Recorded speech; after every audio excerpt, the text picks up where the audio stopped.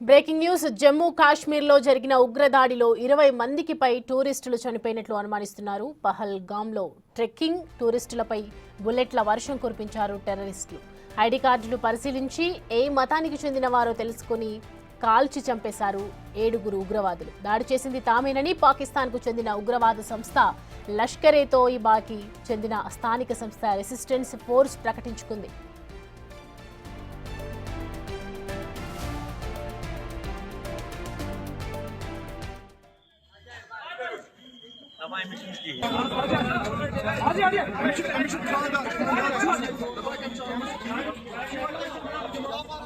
అధికారికంగా 3 టూరిస్టులు చనిపోయినట్లు ప్రకటించారు. దాడి ఘటనతో హోంమంత్రిత్వ శాఖ సీరియస్ గా ఉంది. नहीं आप टेंशन मत लो। अब बेटा आप यहाँ पे रहो, हम साथ में।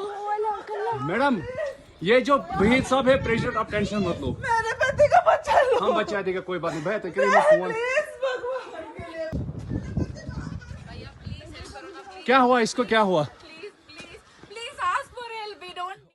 ఈ అంశానికి సంబంధించి పూర్తి డీటెయిల్స్ మా ఎగ్జిక్యూటివ్ ఎడిటర్ అశోక్ లైవ్ లో అందించడానికి సిద్ధంగా ఉన్నారు. అశోక్, చూస్తున్నాం కదా, ఉగ్రదాడిలో 20 మందికి పై టూరిస్టులు చనిపోయినట్లు అనుమానిస్తూ ఉన్నారు. బుల్లెట్ల వర్షం కురిపిస్తుందని చెప్పొచ్చు టెర్రరిస్టులు. సో ప్రజెంట్ అక్కడ ఉన్నటువంటి పరిస్థితి ఏ విధంగా ఉందనుకోవచ్చు అక్కడ జమ్మూ కాశ్మీర్లో? ప్రస్తుతానికి మనకు అందుతున్న సమాచారం ప్రకారం 20 మందికి పైగా చనిపోయారు. దాదాపు ఇంకొక 30 మంది తీవ్రమైన గాయాలతో హాస్పిటల్లో ట్రీట్మెంట్ తీసుకుంటూ ఉన్నారు. చాలామందిని పెహల్గావ్లో ఉన్న ఒక హాస్పిటల్లో ఉంచి ట్రీట్మెంట్ చేస్తున్నారు. మైనర్ ఇంజరీస్ అయిన వాళ్ళని, మేజర్ ఇంజరీస్ అయిన వాళ్ళందరినీ కూడా శ్రీనగర్ తరలించారు. ఎందుకంటే శ్రీనగర్ నుంచి పెహల్గావ్ 89 కిలోమీటర్ల డిస్టెన్స్ ఉంటుంది. పెహల్గావ్ నుంచి ఇప్పుడు ఏదైతే ఇన్సిడెంట్ జరిగిన బైసారం వ్యాలీ, అంటే దీన్ని మినీ స్విట్జర్లాండ్ అంటారు. సో అక్కడికి రోడ్డు మార్గం ఉండదు. పైకి వెళ్ళాలంటే ఏ కారులోనూ దేనిలోనూ వెళ్ళడానికి వీల్లేదు. గుర్రాల మీద మాత్రమే వెళ్తారు. అది కూడా పెహల్గావ్ దగ్గర వాహనాలు నిలిపి అక్కడ నుంచి గుర్రం తీసుకుని గుర్రం మీదే 5 కిలోమీటర్ల పైకి కొండల పైకి ఎక్కితే ఈ మినీ స్విట్జర్లాండ్ అని పిలిచే ఈ బైసారన్ వ్యాలీకి వెళ్లాల్సి ఉంటుంది. సో అందువల్ల ఇప్పుడు ఇన్సిడెంట్ జరిగిన ఈ బైసారన్ వ్యాలీలో, అంటే మినీ స్విట్జర్లాండ్లో ఉగ్రవాదులు కాల్పులు జరిపిన తర్వాత చనిపోయిన వారిని, అలాగే గాయాల పాలైన వారిని తీసుకురావడం కూడా చాలా కష్టంగా మారింది. ఎందుకంటే నిన్న మొన్న కొద్దిగా వర్షం కురియటంతో కొండ ప్రాంతం పైకి ఎక్కే చోట గుర్రాలు ఎక్కడం కూడా కష్టంగా ఉంది. దిగేటప్పుడు కూడా కష్టంగానే ఉంటుంది. సో ఇంజరీస్ అయ్యి బ్లీడింగ్ అవుతుంటే ప్రాథమిక చికిత్స చేయడానికి కూడా అక్కడ ఎలాంటి ఫెసిలిటీస్ ఉండవు. ఆ కొండ మీద పెద్దగా కొన్ని షాప్స్ ఉంటాయి. టూరిస్టులు వచ్చి చూసి మళ్ళీ వెళ్ళిపోవటం తప్ప అక్కడ ఎలాంటి ఏర్పాట్లు కూడా ఉండవు. సో అక్కడ నుంచి ఆ కొండ ప్రాంతం నుంచి కింద పెహల్గాం సెంటర్కి దాదాపు 5 కిలోమీటర్లు ఆ బురదలోంచి కొండ ఘాట్లోంచి తీసుకురావడం చాలా కష్టమైపోయింది. సో అలా తీసుకొచ్చే క్రమంలో ఆల్రెడీ బుల్లెట్ గాయాలతో ఉన్న టూరిస్టులంతా కూడా తీవ్రమైన బ్లీడింగ్ అయ్యి దారిలో కొద్దిమంది చనిపోయారు. పెహల్గాం హాస్పిటల్కి తీసుకొచ్చిన తర్వాత మరికొంతమంది చనిపోయారు. పెహల్గాం నుంచి అంబులెన్స్లో శ్రీనగర్ హాస్పిటల్కి తీసుకొచ్చేటప్పటికి మరికొంతమంది చనిపోయారు. ప్రస్తుతానికి మృతుల సంఖ్య 30 నుంచి 35 వరకు పెరిగే అవకాశం ఉందనేది ఇప్పటి వరకు మనకు అందుతున్న సమాచారం. ఎందుకంటే బుల్లెట్ గాయాల తీవ్రత, వాళ్ళ ఇంజురీస్ ఇవన్నీ కూడా అంటే హాస్పిటల్కి తీసుకొచ్చేటప్పుడు ఆలస్యం కావటం, ఇదంతా బట్టి చూస్తే ఈ మృతుల సంఖ్య ఇంకా పెరిగే అవకాశమే ఉంటుంది.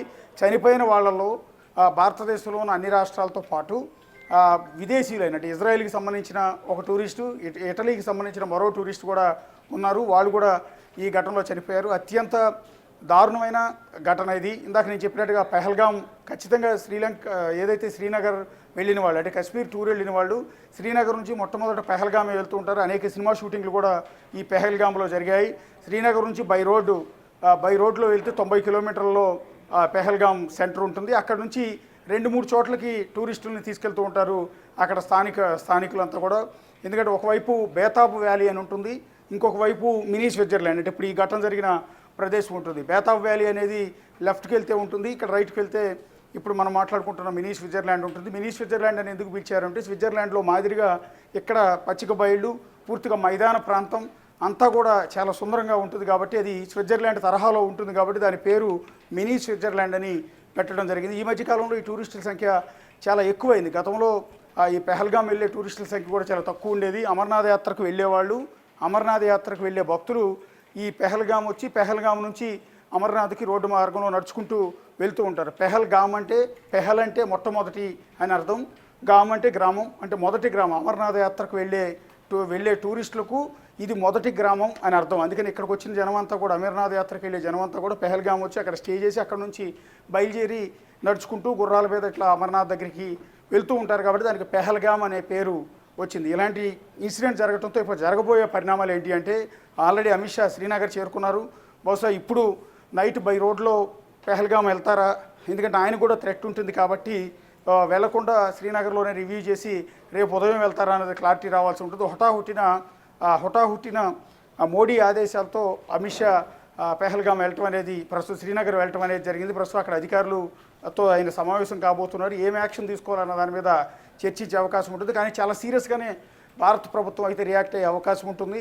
ఒకటి, ఫస్ట్ ఆఫ్ ఆల్ గతంలోనూ ఆర్మీ పైన తీవ్రవాదుల కాల్పులు జరిపిన సందర్భంలో పుల్వామా దాడిలో దాదాపు 45 మందికి పైగా భారత సైనికులు చనిపోయిన ఘటన తర్వాత ఇండియన్ ఆర్మీ సర్జికల్ స్ట్రైక్ చేసింది. ఆ రోజు మోడీ అమిత్ షా కూర్చుని డెసిషన్ తీసుకుని పాకిస్తాన్పై సర్జికల్ స్ట్రైక్స్ చేశారు. సో ఆ ఘటన తర్వాత మళ్ళీ కొంతవరకు టెర్రర్ అటాక్స్ అనేవి భారతదేశంలో ఆగాయని చెప్పాల్సి ఉంటుంది. జమ్మూ కాశ్మీర్లో కూడా ఇలాంటి ఘటనలు అనేవి తగ్గిపోయాయని చెప్పాల్సి ఉంటుంది. కానీ అంటే ఆర్టికల్ 374 రద్దు తర్వాత ఇలాంటి ఘటనలు లేవు నిజం చెప్పాలి అంటే. ఎందుకంటే ఎన్నో ట్రాల్ లాంటి తీవ్రవాదులకు అడ్డాయిన గ్రామాల్లో కూడా ఇప్పుడు ఎలాంటి ఇన్సిడెంట్స్ కూడా లేవు. ఒకవేళ జరిగిన ఎక్కడైనా బోర్డర్ దగ్గర సోన్మార్గ్ దగ్గర లేకపోతే ఇంకో చోట చిన్న ఘటనలు, అది కూడా ఆర్మీకి తీవ్రవాదులకు మధ్య కాల్పులు జరపడం, ఒకళ్ళిద్దరు తీవ్రవాదులు చనిపోవడం, ఇలాంటి ఘటనలు జరిగాయి తప్ప ఈ విధంగా టూరిస్టుల మీద ఎప్పుడు కూడా దాడులు చేయలేదు. గతంలో ఎప్పుడో ఒక 20-25 ఏళ్ల క్రితం వచ్చిన టూరిస్టులను భయపెట్టడానికి కొన్ని కాల్పులు జరిపారు తప్ప ఈ స్థాయిలో ఇంతమంది పైన కాల్పులు జరిపిన ఘటన మాత్రం ఇదే. దీని ప్రభావం వల్ల రేపటి నుంచి కాశ్మీర్కి టూరిస్టులు వెళ్ళాలంటేనే భయపడిపోయే పరిస్థితి ఉంటుంది. దానివల్ల ఎంటైర్ జమ్మూ కాశ్మీర్ అల్లాడిపోతూ ఉంటుంది. ఎందుకంటే జమ్మూ కాశ్మీర్ మొత్తం కూడా టూరిస్టులను బేస్ చేసుకుని ఆధారపడి జీవిస్తూ ఉంటారు. సో ఇప్పుడు ఈ ఘటన తర్వాత జమ్మూ కాశ్మీర్, అందులో సమ్మర్ వస్తుంది. ఈ సమ్మర్కి చాలామంది ఫ్లైట్స్ కూడా బుక్ చేసుకున్నారు కాశ్మీర్ వెళ్ళటానికి. పిల్లలకి సెలవులు వచ్చిన వెంటనే అక్కడికి వెళ్ళడానికి బుక్ చేసుకున్నారు. బహుశా వాళ్ళందరూ కూడా క్యాన్సిల్ చేసుకునే అవకాశం చాలా ఎక్కువగా ఉంటుంది. ఎందుకంటే నేరుగా టూరిస్టుల మీదే కాల్పులు జరిపి ఇంతమందిని చంపేసిన నేపథ్యంలో ఒక పెహల్గామ్లో చంపినా సరే ఇది ఎంటైర్ ఎఫెక్ట్ కాశ్మీర్ మీద పడుతుంది. అంటే ఇవాళ పెహల్గామ్లో జరిగింది, రేపు సోన్మార్గ్లో జరుగుతుంది, ఎల్లుండి గుల్మార్గ్లో జరుగుతుంది. సో ఎక్కడైనా జరగచ్చు అన్న భయంతో ప్రతి ఒక్కళ్ళు కూడా టికెట్లు క్యాన్సిల్ చేసుకుంటారు. వెళ్ళిన వాళ్ళు కూడా వెనక్కి వచ్చేసే అవకాశం ఉంటుంది. దానివల్ల ఎంటైర్ ఈ కాశ్మీర్ మొత్తం కూడా టూరిస్టులు లేకుండా ఈ సమ్మర్ మొత్తం కూడా గడిచిపోయే అవకాశం ఉంటుంది. ఆ తర్వాత కూడా వెళ్తారా లేదా, ఒకవేళ టూరిస్టులు అక్కడికి వెళ్ళినా కూడా మిమ్మల్ని మేము కాపాడుతాం, లేకపోతే టెర్రరిస్టుల దాడి జరగకుండా చూసుకుంటామనే హామీ భరోసా ప్రభుత్వాల నుంచి వస్తే తప్ప టూరిస్టులు అయితే ఇక వెళ్ళలేని పరిస్థితి ఉంటుంది. ఎందుకంటే గోవాలో కూడా రీసెంట్గా ఒక తెలుగు వ్యక్తిని అక్కడ హోటల్ సిబ్బంది కొట్టి చంపారు. ఆ ఘటన తర్వాత ఈ రోజు వరకు కూడా ఎంత భయపడిపోయారంటే విదేశాల నుంచి వచ్చిన టూరిస్టులు కావచ్చు, మన భారతదేశం నుంచి వివిధ రాష్ట్రాల నుంచి వెళ్ళే టూరిస్టులు కావచ్చు, ఎవరు కూడా ప్రస్తుతం గోవా వెళ్ళట్లా. కంప్లీట్ గోవాలో టూరిజం మొత్తం కూడా పడిపోయింది. కేవలం అంతకుముందు 100% ఉన్న టూరిజం కాస్త ఇప్పుడు 1%కి పడిపోయింది. 99% ఇప్పుడు టూరిస్టులు ఎవరు కూడా గోవా వెళ్ళట్లా.